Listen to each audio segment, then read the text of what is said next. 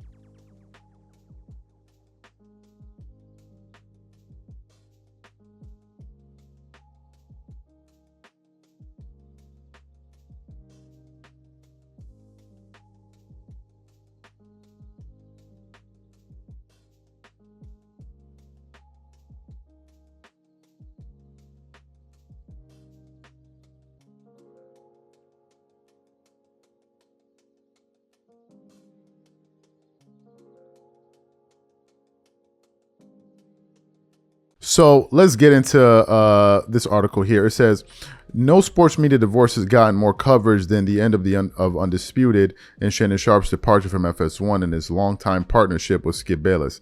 Yet Bayless still seems to be on a very different page than Shannon Sharpe and the rest of the sports world. In a recent Washington Post profile of Bayless' next chapter following his departure from FS1 this year, Bayless insisted he was shocked when Sharpe left the network. In fact, Bayless claimed his spirit around Undisputed took a big hit once he was no longer debating with Shannon Sharpe every day. So now I want to go to the Washington Post article where they basically get into this part of this story, and then we'll get into that. So it says Fox Sports paid Sharpe around $5 million left on his contract to leave, according to multiple people familiar with the figures, and rebuilt a show around Bayless with the cast of other contributors. Today, Sharpe is a bigger star than ever, with multiple hit podcasts and a regular role with Smith on First Take. Bayless was never the same without Sharpe.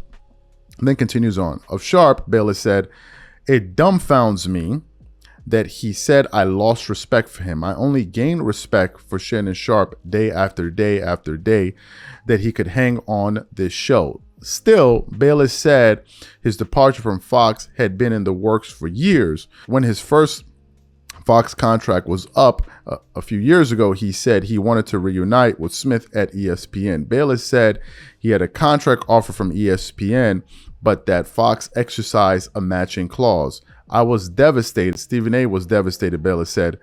"They were obviously not real happy that I would be so disloyal as to try to strong arm my way out of FS1. Bayless later had extensive discussions about doing an ESPN Plus show with Smith, but that never came to fruition, at least in part, according to two people with knowledge of the discussions, because the network walked away from the deal when Bayless questioned Dak Prescott's leadership skills after Cowboys quarterback discussed his battle with depression. ESPN, Fox Sports, Smith, and Sharpe declined to comment. The post-Sharpe version of Bayless' show debuted ahead of football season last year, but it shed viewers and never found its footing. Bayless was quick to acknowledge his shortcomings. "My heart was no longer in it because I didn't want Shannon to leave, and I fought for him to stay," he said. "It was a shock when they pushed Shannon out." The article then concludes. He said there was no plan to replace Shannon, and when he was asked to take a 2-month break, the new show launched. It sent viewers to the competing First Take. He was critical on the show's format too, which put Bayless in more of a facilitator role. He said, after the first show, I said, this doesn't work for me because I'm a fire starter, and if I'm the moderator, I have to moderate, Bayless said, adding, after a while, I didn't look at the ratings because I knew what was coming. We would get crushed, and we did get crushed. Could Bayless have done something different? I should have revisited the plan, he said. And then the article then goes on to say a few other things there. So what are my thoughts about this? The stories are conflicting. One story or one perception or one belief out there is that Skip Bayless hated Shannon Sharpe. But now we're hearing Bayless say that he was shocked that FS1 pushed him out, and he was dumbfounded that Shannon Sharpe felt the way that he felt towards him.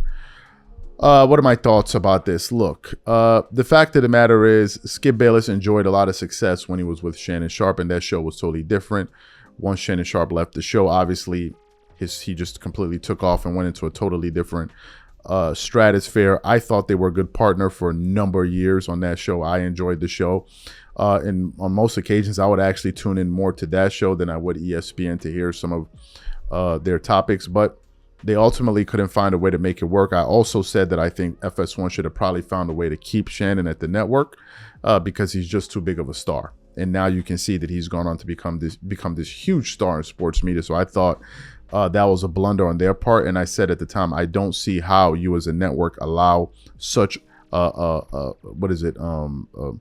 analyst with this amount of talent, charisma, that has this likability factor that very few people have in sports media. You allow him to walk out the door. And I think that was a grave mistake.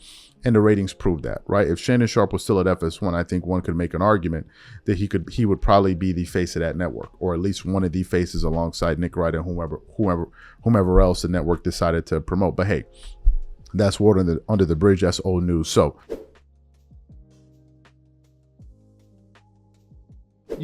matter of fact, I'm gonna just go off on a quick tangent.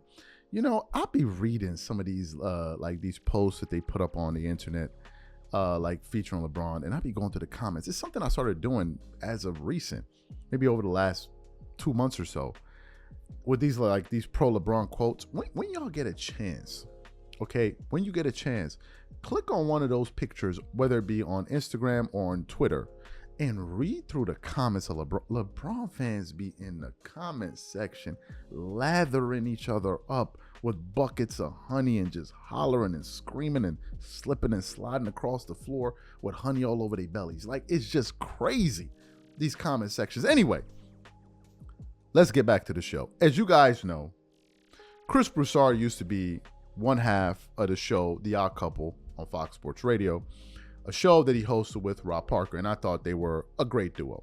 Then we got the news about a month or so ago that Chris Broussard was going to be leaving the show. They even did a send-off show, farewell show, and the reason was he wanted to focus more on his daytime job, which is the show that he does on television with Kevin Wiles and Nick Wright, First Things First, right? Also a great show.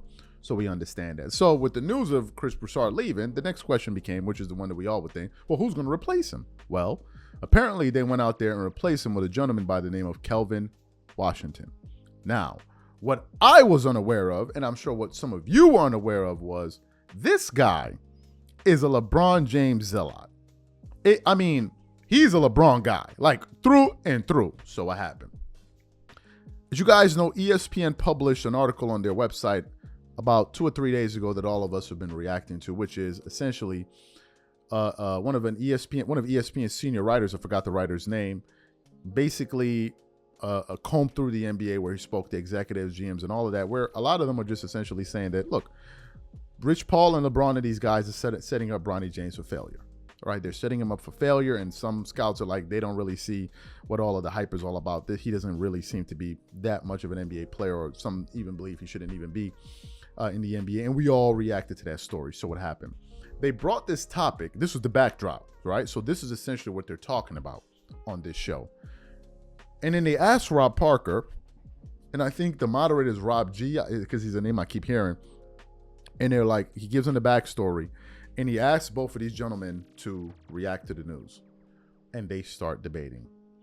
And halfway through the debate, you could see that Rob Parker was about to lose his damn mind arguing with this LeBron fan, because he just could not believe some of the madness that was coming out of this dude, Kelvin Washington's mouth. I don't know if he's going to see the show, but I got to call it like I see it.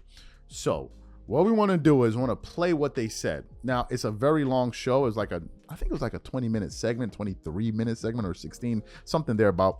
But I want to play the most important parts that stood out to me. Right, so I want you guys to listen to this back and forth in its entirety, and we're gonna come back and react to this madness. Take a listen to what these gentlemen had to say to one another there. People don't realize how far away Bronny is, and if they did, they wouldn't have done this. And I gotta say, I understand the history in it, the father and a son, but this isn't the way to do it. And I don't have any kids, and people want to help.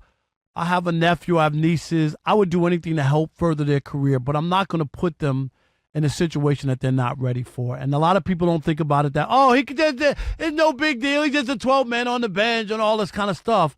But other people have worked very hard to get into that situation.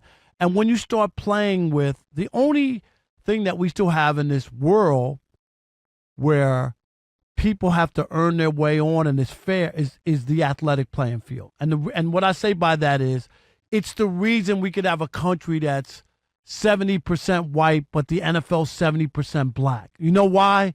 Because they don't go and pick people based on the color of their skin. It's their athletic ability. And if you can't compete on that level, you don't get that job, right?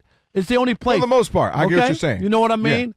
Yeah. There are no owners who have put their sons or their cousins or nephews on teams because we did see Doc Rivers and Austin Rivers. Nah, but he was a star in college. I mean, I'm just saying we have seen that. No, but he was a star. And you know what I mean? Like, come on. He literally played with his dad, and it ain't like Austin Reeves is an all-star in the NBA. No. Bronny played at USC and have averaged 5 points. Austin Rivers played major college basketball. No, he was good. That's what I'm saying. Like I'm not saying that athletes haven't played. Even the same thing when Ken Griffey Jr. and Sr. Ken Griffey Jr. was the star. His dad was an aging player who was a really good player in his day and was a pinch hitter off the bench. It wasn't the other way around. Bronny's not the star. LeBron is the star, and Bronny is the one who most people believe is only getting this opportunity because of his dad, because he didn't wow anybody at college. You know, he had the cardiac arrest. All right. Okay, so this is my point. Yeah. These people are right in that this is what they do in evaluating people, and they're telling you, you put Bronny in this situation that he might not be ready for, and if he doesn't play well or think, it's going to be the wrath that people are going to have on, you talked about social media, will be enormous. I don't think it will, though. Oh, I do. I don't think I think somehow LeBron has had the kids, whereas he's literally the most famous sports figure in America, and we all kind of go, to his kids. Like, they're not weird. He's not Michael Jacksoning them, or that we don't even know who they are. They're hidden. They act all, they're like, some weird, mysterious kids. We've been watching Bronny and Bryce, and then the daughter came later, their whole lives. It has been normal. They have a normal life. They went to Sierra Canyon, a couple miles from me. Like, they've had a relatively normal life, considering your dad is the biggest sports figure in America. And I don't disagree. There's not a human alive, except maybe Bronny, who would think he actually played his way into this position. I don't think that. Now, could he have? Yeah, another year or two, just like these GMs said. I don't disagree with that. But I also don't have a problem with LeBron James bossing up. Listen, every now and again in life, you've earned something. Nepotism, you have earned nepotism is not good. I don't care who it is. LeBron. Wait. Nepotism ain't good. No. What planet are you from? No, I that happens in every walk of life. That's not what I said. I didn't say it doesn't happen. I said it ain't good because you block other people who have put in hard work, and it's the same thing. If wait a minute, no. If I came in and the job is available, right, Chris leaves, and I go and say, oh, no, my nephew Alvin, who's never been in radio, is going to be my co-host. There's a lot of radio people who have put in time and energy who say, how in the world did Alvin Parker get the co-host job on The Odd Couple? He didn't even do radio, or he's never been on radio. He has a podcast or whatever it is. That's my point of it, is that you would be hurt. Other people in this building would be hurt who have put in time, money, and energy and blood, sweat, and tears for their career. That is so you can't act like nobody's been world. hurt. I'm not arguing. It is utopian. No, it's not. People are all okay. Let's have this conversation. I'm not saying that whether it happens or not. I'm saying whether it's fair or not. But that's not what I'm saying. But what I'm saying is that's almost an impossibility. No, it's because not. The scenario you laid out is almost not gonna. It's not likely in that this is a big position, right? This is a big chair. And I'm fully aware of that. You're telling me that people haven't gotten their relatives jobs in the media? No. What I'm saying is Bronny is playing on a team that he may never even play. He might be in the G League for the whole year. We'll see. You didn't say, hey, he's starting. He's going to be the next star with Anthony Davis and LeBron. And you got to stop acting like the 55th pick plays in these leagues. This the 55th pick. It's a gamble. So they chose to gamble. Name the 55th pick that got a 3 or 4 year fully guaranteed contract. Can you name them? I can't even name because I don't know a 55th pick. Exactly. And I they don't can't name. Can you name a 55th pick? No, but that's my point. I know that they don't have a fully guaranteed contract. I'll tell you that. It's like $7 million. You're acting like it doesn't matter. It does matter. It tells you that it's a favoritism. If he got, it absolutely is. If he got the same deal that another guy at the 55th pick, then I would buy it. If Bronny averaged 20 points at USC and he wouldn't have been the 55th pick. All right, or he did something that you could look at. The only reason he's in the NBA is because of his dad, and everybody knows it. And my point is, who cares? He's a 12th player. He ain't going to play. Giannis's brother, Giannis, is on the team simply what? Because Giannis wants him there. Is he not on that team? No. Because Giannis wants him there. How did he get in the league? He was drafted by the Knicks before Giannis got to Milwaukee. No, I said, why is he on the Bucks? I'm asking you, he got in the league before Giannis. And he could have been in there for an hour and a half and been out the NBA. Giannis averaged 6 points his first year. Giannis is in the NBA. Giannis runs the Bucks. Giannis said, keep my brother here. Where's his brother? How did he get in the league? Giannis, he got drafted by the Knicks. Who are you saying? His brother? Yes. What is your point? I asked you, why is he on the Bucks? No, he got drafted. Why are you Giannis giving me didn't get him drafted. What does that have to do with he's in the NBA because his brother? Bronny drafted is what I'm trying to tell you. I have you in the NBA is the point. You're literally in the NBA because of me. No, he got drafted before. So now he has to have a 12-year career because he got drafted? No. You know how people get drafted and we never even see them touch the court? But he got drafted before his brother had any influence. That's my point. 877-9905. The question is, why is he on the team? So you heard what they had to say. Look, almost all of this dude's arguments were ridiculous. Literally almost all of them. Like, and as I'm sitting there listening to him, I'm like, yo, golly, man, LeBron fans are annoying. Oh my God, good Lord, LeBron fans are annoying. Not all of them, but man, a good amount of LeBron fans are so annoying. You guys are so annoying. Oh my Lord. Okay. Let's talk about the first piece of nonsense he tried to throw out on the table. He tried to bring up, you know, but people want to make a big deal out of LeBron and Bronny James. But what about Doc Rivers and Austin Rivers? I mean, what about them? And I'm sitting there listening to this. I'm like, this dude can't be serious.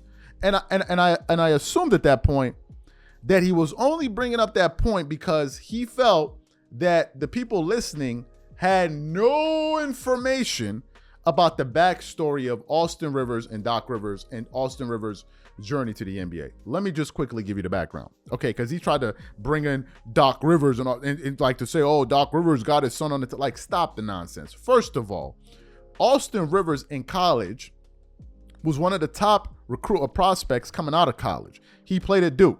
While he played at Duke, he was averaging like 15.5 points per game, if I'm not mistaken. 3 rebounds, 2 assists at Duke. Okay, one of the best basketball programs collegiately, right? So we're talking about Duke. We're not just talking about any university out here. We're talking about Duke. That's number one. Number two, when he was drafted in the NBA in 2012, he was drafted as the 10th overall pick.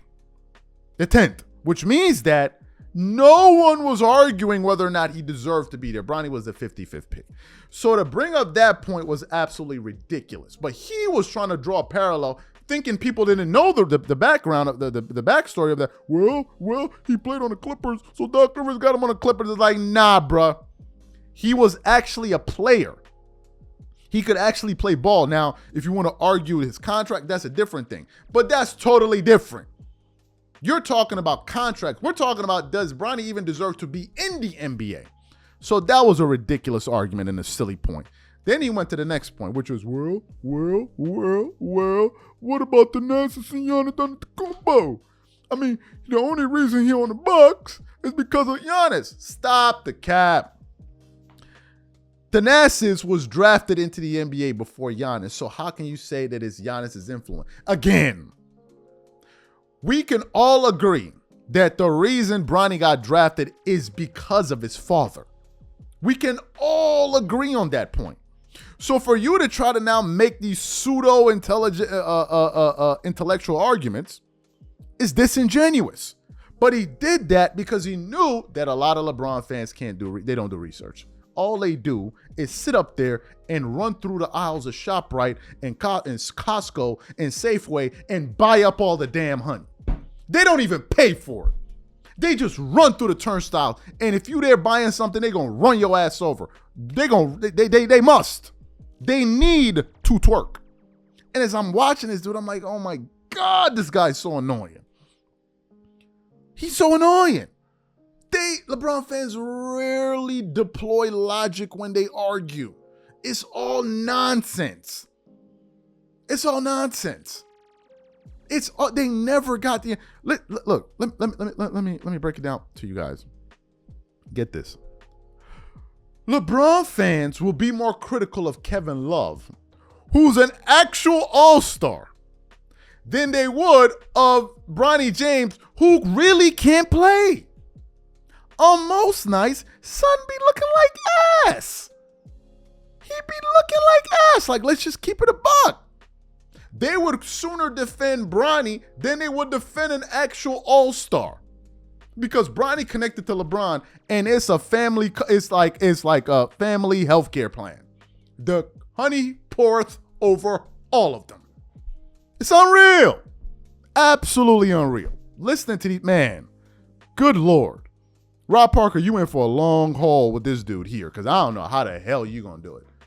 He's on, oh, nepotism don't mean nothing. It don't matter. It don't matter.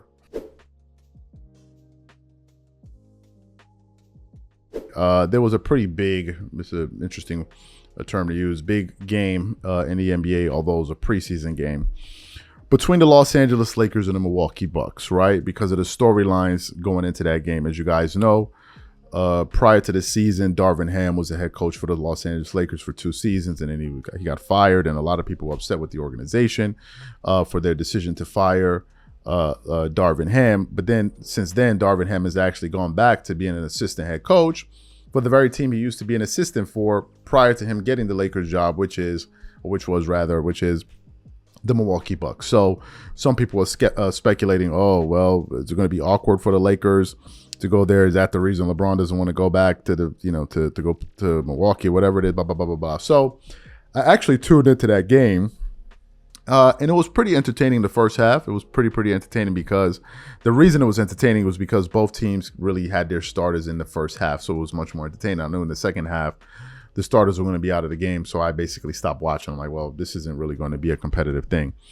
But nevertheless, it was a pretty exciting game. But prior to the commencement of the game, prior to it starting, the media asked head coach Doc Rivers, one of the most winning coaches in NBA history, his thoughts on the Lakers firing Darvin Ham, because remember now Doc Rivers has Darvin Ham as an assistant on his bench, right? So he has a direct relationship or connection rather to Darvin Ham. And then when it came time for Doc Rivers to weigh in on the Lakers' decision to fire Darvin Ham, he absolutely did not hold back. So I want to read a little bit what a Fadeaway World article had to say. It says Doc Rivers rips the Lakers for firing Darvin Ham after leading them to the West Finals. Continues on. Bucks head coach Doc Rivers still doesn't understand what happened between Darvin Ham and the Los Angeles Lakers. In a recent chat with Talk Basketball, Rivers spoke candidly on Ham's firing and explained why it made no sense for the Lakers to do it.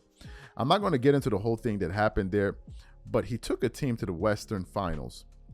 And in the following year, he won the in-season tournament, which they say should have a lot of value on. And then they release him, said Rivers. It literally makes no sense, but it happens. It happens to all of us. It's part of what we do. But Darvin Ham's a coach. He should be on the sidelines, and I wanted him next to me.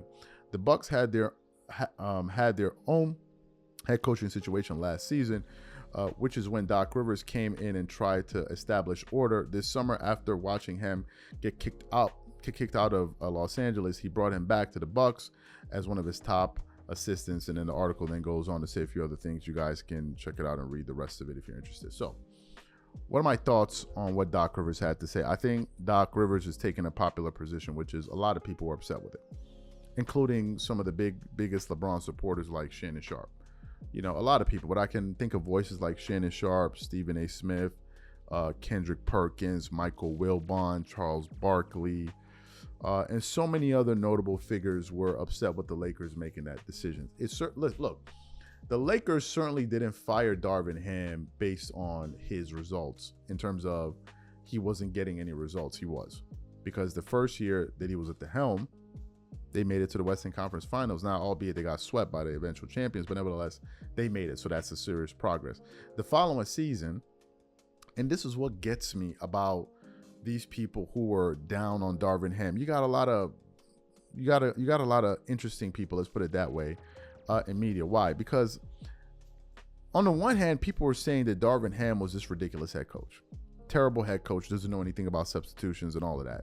But then the Lakers go win the in-season tournament, and you got people twerking it up all over the place, slapping each other with honey, just basically hollering and screaming about how great Darvin Ham was. And I'm sitting there looking at them with a side. I'm like, but I thought you said he's a bad coach. But when y'all was in the locker room pouring champagne all over yourselves, he was a great coach then. Y'all were acting like you won the NBA championship. Well, Darvin Ham was there. Then prior to the playoffs, I vividly remember people saying, apart from the Denver Nuggets, the Lakers can beat anybody. Apart from the Denver Nuggets, the Lakers can beat anybody in the Western. We remember y'all. Like, we were here. We were there. I mean, we were there. We remember.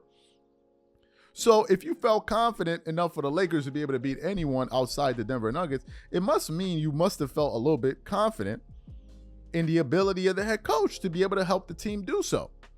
But then they get to the playoffs, they lose to the Nuggets, which of course was no shock, although they won one more game than they did last season. But even that, prior to that series, there were still some clowns in the media running around, I want to face the Nuggets now. I want to face them now because this is our best. Just totally stupid stuff, like stupid logic, stupidity.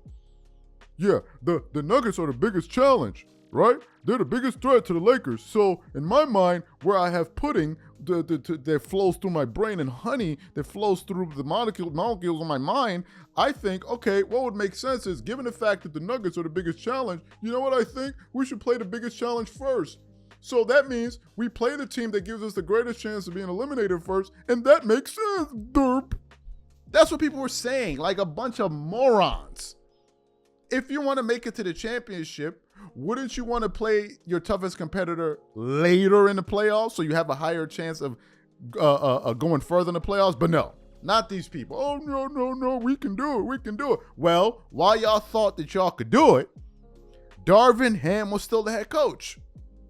But of course, they lost, as some of us thought they would.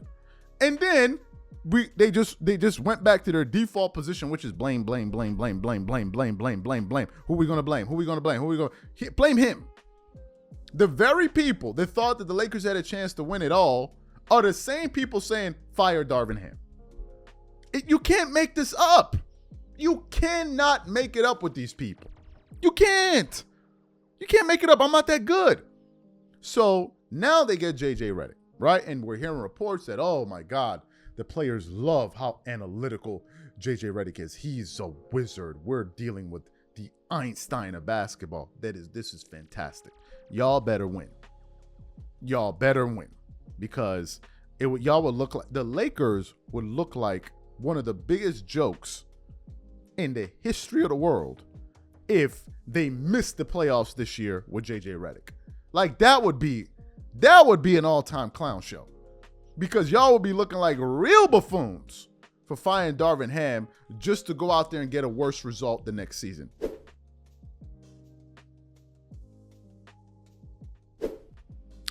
I don't know why LeBron can't just keep it a buck. Why does LeBron and Clutch Sports and these guys always feel the need to over-embellish and try to rewrite history and make up stories and distort reality with their nonsense that they do? These dudes just cannot help it. So what happened now? As you guys know, there's a show on Netflix called, I think, The Five. And it follows 5 NBA players throughout last season, right? Kind of like Formula One Drive to Win or something like that show. So in this particular season, I think you have 5 players, which are LeBron, Jimmy Butler, Anthony Edwards, Jason Tatum. Oh man, and I forgot the last player. I can't remember I think Domantas Sabonis. I think he's the 5th guy. So I haven't watched any episodes, and I have no plan in watching it because those players don't really interest me. But a lot of other people are watching it, right? And I get it. You cover sports, you got to watch it. So I'll let them watch it and I'll follow because I'm not watching it. Please, I can't. Enough is enough. So what happened yesterday? All throughout yesterday, I kept on getting this post sent to me by our viewers on Instagram. All over. They were sending it to my personal account. They were sending it to the Instagram account. Hell, before we even finished closing out work yesterday, Mitch sent it to me in a group chat. He's like, did you see this? Did you see this? And I was like, man, this is ridiculous. So people kept on sending it to me. So I was like, well, finally, I got to address this damn thing. So what happened? Some of y'all are like, well, what they send me? Apparently, there was a post that was published on Bleacher Report yesterday, right? Honey just pouring all over the damn screen. And this post was featuring LeBron James. I guess some quotes that he made regarding or pertaining to his first stint in Cleveland.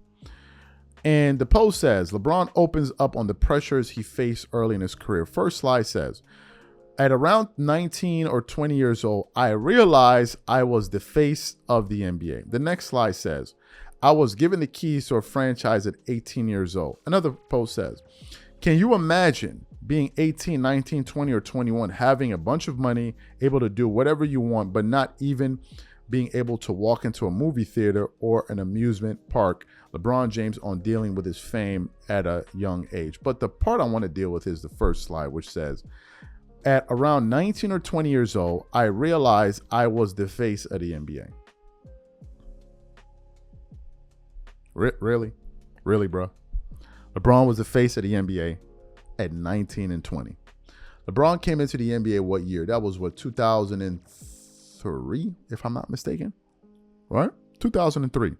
Who was playing in the NBA at that time? I don't know. You had some players like Allen Iverson, Vince Carter, Kevin Garnett, Tim Duncan, Shaq, and one guy, I don't know, one dude, I don't know his name, man. He played in LA with the Lakers. I don't know. Oh, that's right. His name was Kobe Bryant. LeBron is saying when he came into the NBA at the age of 19, 20, he was the face of the NBA. Is that so? Is that really so? If LeBron was the face of the NBA at 19 and 20, how come he didn't make the All-Star team at 19? How does the face of the NBA not make the All-Star team? You know, LeBron never made the All-Star team as a rookie, right? Y'all know that, right? And it's the reason, according to rumors, that LeBron, because he didn't get voted as the All-Star, I guess he wanted to get selected without being voted. He got upset with the NBA and he vowed not to participate in the slam dunk contest because they didn't pick him as a rookie to make the All-Star team. The face of the NBA didn't get picked as to make it. Like, yo, what are we talking about? LeBron be lying. They be lying. They be lying, but fine. He was the face. He said 19, 20, 21, fine. That's interesting because in the year 2007, 2008, the USA put together an Olympic team. And they went to Beijing to go represent the United States. And it's funny because while LeBron was the face of the NBA, it turns out we got a very different picture from other All-Stars when they went abroad and they were talking about the most popular NBA players. So what we want to do is want to play a quick compilation of all-stars like Dwayne Wade and Chris Bosh talking about how popular Kobe Bryant was. So what we want to do now is want to quickly play what Chris Bosh and Dwayne Wade had to say about Kobe's popularity, and then want to come back and continue on. Take a listen to these gentlemen here. Normally, wherever we go, it's an Olympic team.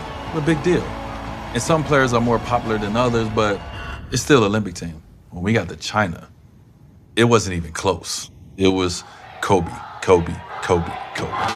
So you heard what they had to say, but you know what? I decided to do a little bit more research because since LeBron said he was the most popular player in the NBA, or the face of the NBA, I decided to do a little bit of digging. And I came across an article from, Basketball Network, that was published in 2023, September. This is about a year ago. And it starts off with the following headline: I thought I was famous when LeBron James was humbled by Kobe Bryant's fame. I know LeBron fans never heard this, some of y'all. Let me burst your bubble. Let's continue on. Kobe Bryant was the most famous basketball player in the world for several years. LeBron James first became teammates with Kobe at the 2008 Beijing Olympics, and that was the first time witnessing what the Black Mamba was like on the court as a teammate. LeBron experienced how big of a global icon Kobe was off the court, a sight that humbled the king. I thought I was famous until I got to China with Kobe, LeBron said ahead of the 2008 Beijing Olympics per ESPN. James might have been blinded by the flashing lights ever since he entered the limelight as a high school kid. He was labeled the most hyped prospect in NBA history. While LeBron kept humble throughout, it is easy to get lost in the middle of one's road to fame and fortune. LeBron might have forgotten that by 2008, Kobe had already 3 championship rings. The Black Mamba was already bound for the Hall of Fame. He had starred in commercials, had a couple of signature shoes on the market, and was by far the most famous basketball star in the world. Since China started ranking jersey sales in 2005, Kobe's Lakers jerseys have been at the top for 5 years, 2007 to 2010 and 2012. Kobe felt the love ever since he first visited the country in 1998 to host a basketball camp. He held a promotional tour every year since 2006, and even an Achilles tear in 2013 did not stop Bryant from Beijing from seeing the Chinese fans in person. China is home away from home, Kobe once said. How are you the face of the NBA when you're not the most popular player in the world? How? If LeBron was the face of the NBA, then why didn't we know this? Why? That's a lie. That's another lie that Clutch Sports like to tell to distort reality.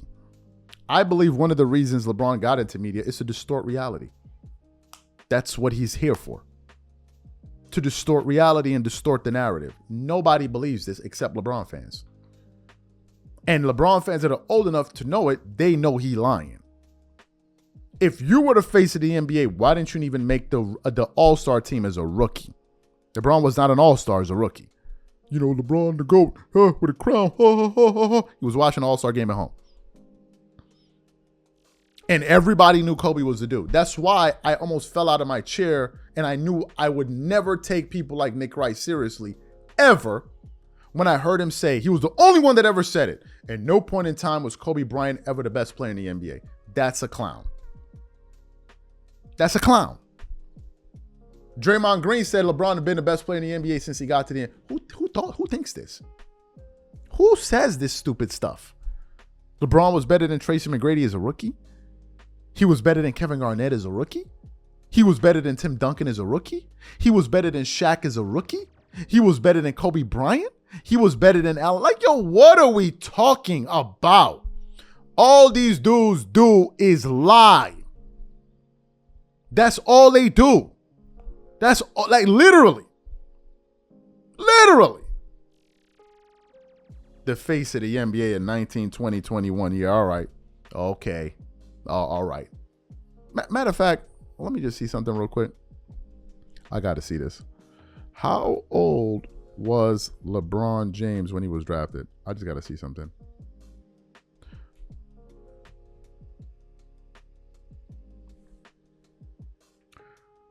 So LeBron at 18 years old was bigger than Kobe Bryant. I'm gonna catch you on the next episode. I'm done with this.